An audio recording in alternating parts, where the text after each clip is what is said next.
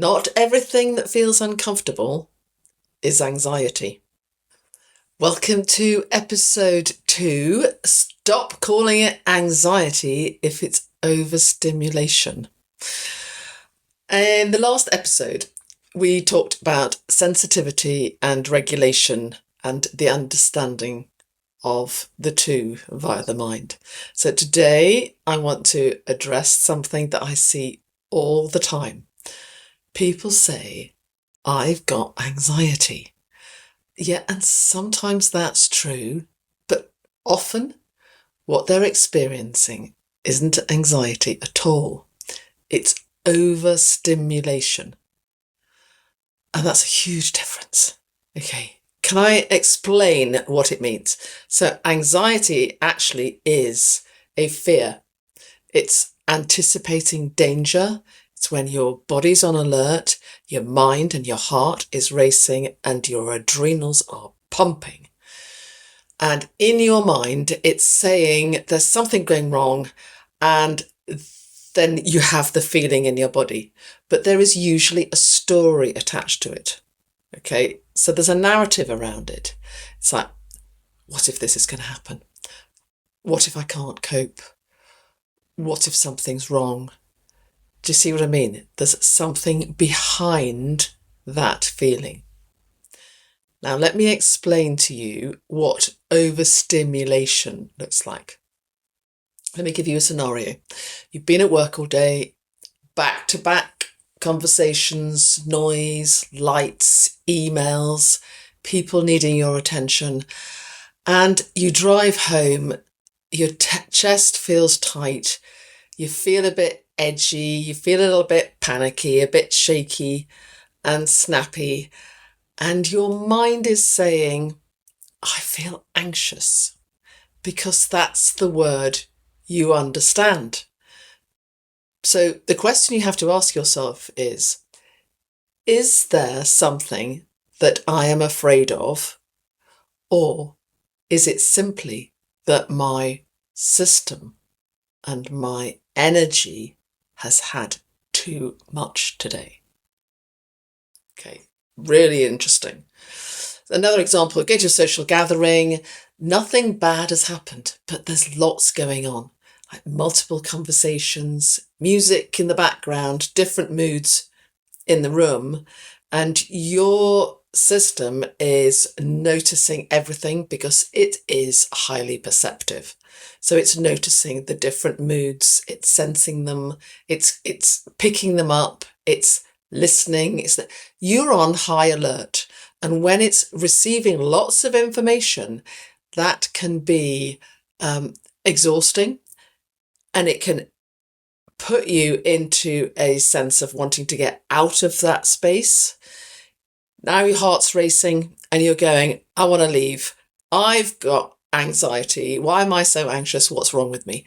Okay, nothing is wrong. That is when your system is overloaded. It's had too much. It's been overexposed, and it's your nervous system. It is not anxiety.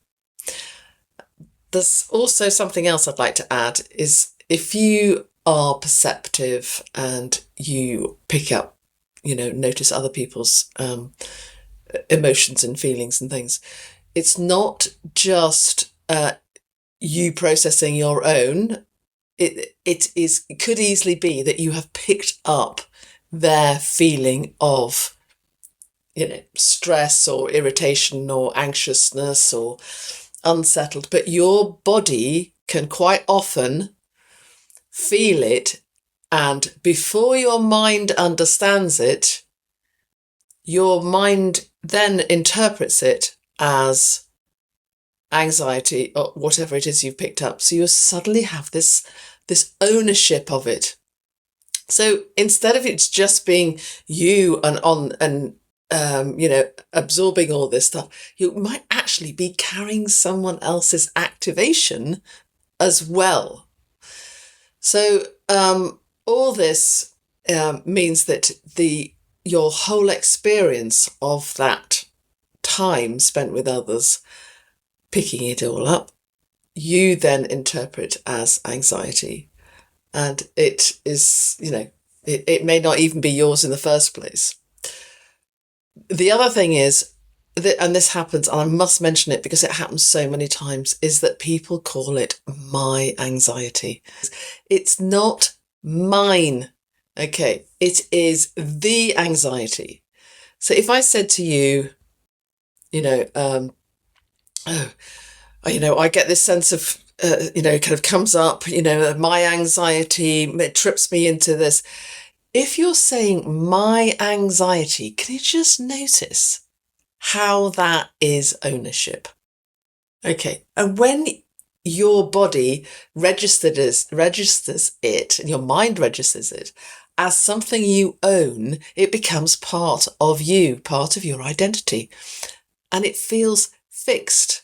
It's much, much harder to let go of if you're calling it mine.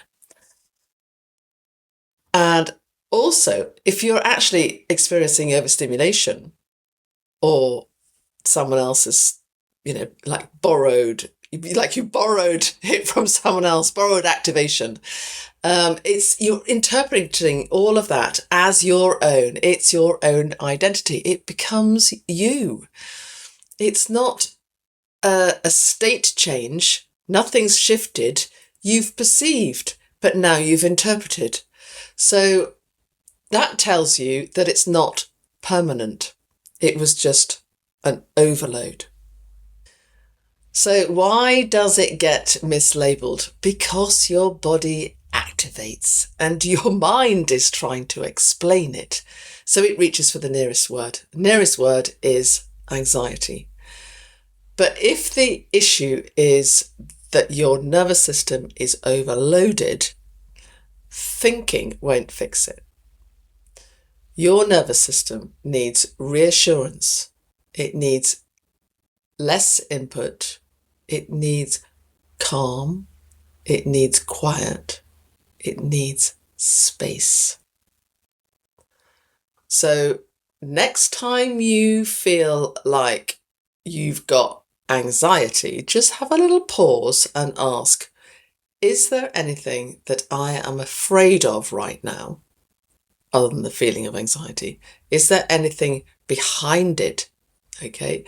Or is it that I've been exposed to my sensory input has been overloaded? Okay. But then ask, is it someone else's?